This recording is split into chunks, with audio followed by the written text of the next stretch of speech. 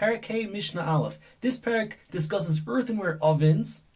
And obviously there are many different types of ovens. You have small ovens, big ovens, baking ovens, cooking ovens. The baking ovens would always have to get hotter, like pizza ovens have to get extremely hot. And they are shaped generally like a cylinder like this. They would be placed on the floor, and they would have a small hole to put the fuel in, and you would come up from the top to slap the pita breads on the walls of the oven. The walls would be slanted so that the heat gathers on top, so it gets extremely hot, and it bakes the pitas really nicely and quickly. Now, to retain the heat, these ovens needed to have a minimal height of 4 tfachim. 4 tfachim. You also needed that space to have enough room to slap the pitas onto the walls. You want to make a nice size lafa or pita, and you need to have enough space on the walls to be able to do that. And then to connect the oven to the ground so that it retains its heat, they would smear with some cement on the floor.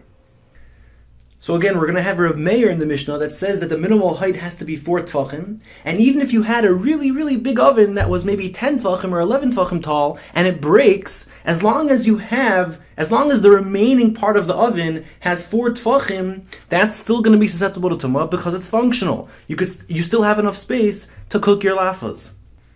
So again, even if you have a really, really tall oven, and then it cracks, let's say it cracks over here, so as long as the minimal height of the remaining part is 4 tfachim, it's still susceptible to tumah. Now the Chachamim are going to argue on both points. The minimal height of an original oven, a new oven, and the height of the remnants of an oven. Because as we said, there's many different types of ovens.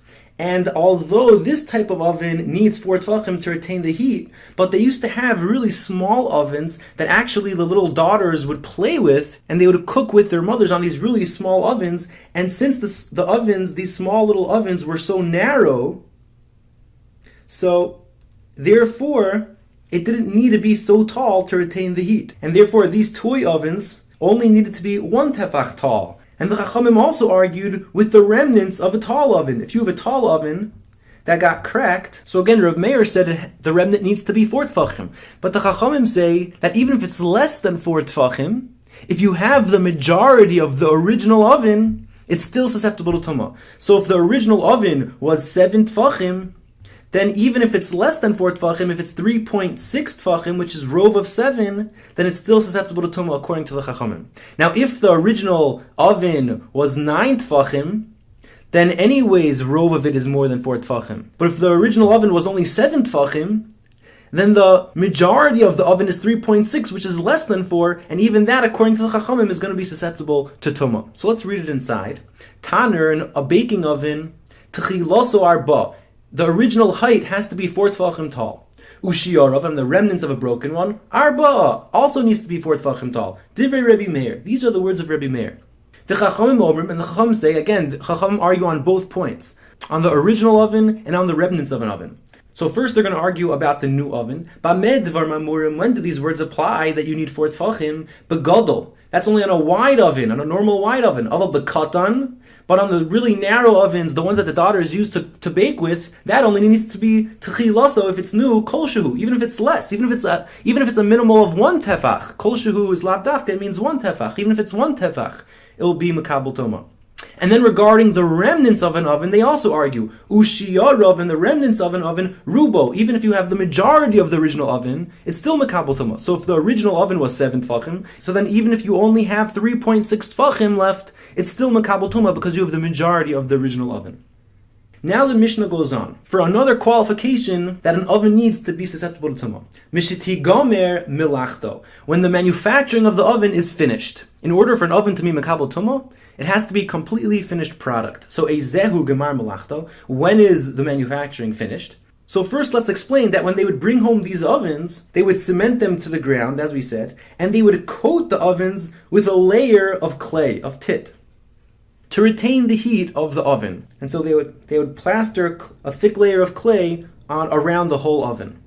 Now in order for that clay to harden and to be able to retain the heat, the oven needs to be fired up 1 time to cure the oven to harden that clay. Now how hot does the oven need to get to harden the clay? So there's a machlokas. According to Rabbi Yehuda, even if you just heat up the oven to the point where you could bake sufganin, which are some type of sponge cake made from a batter, so it didn't have to get as hot to bake normal bread, even if the oven got that hot, that's enough to harden the outside clay of the oven. But then we're going to have Rabbi Yehuda, and Rabbi Yehuda says that the oven needs to get not exactly that hot, but a little less hot than that. Because even if you just use enough fuel to bake these sponge cakes in an old oven, which already retains its heat nicely, even if you use enough fuel to bake the sufganim in the old oven, which retains its heat, that's enough fuel to heat up this oven to harden the clay walls. So let's read the Mishnah. Eizehu gemar melachto. When is the finish of the manufacturing process? Mishiyasi kenu, from when you fuel up the oven, kidei, in order levels bo to bake in it sufganin, these sponge cakes. That will harden the clay walls. Rabbi Yehuda says, Mishiyasik es achodish, from when you fuel up a new oven, kidei levels biyoshan, with enough fuel to bake in an old oven sufganin, sponge cakes. If you use enough fuel to bake sponge cakes in an old oven, which retains the heat much nicer, that's enough fuel to put in the new oven to harden the clay walls. Now it's your turn to read the Mishnah.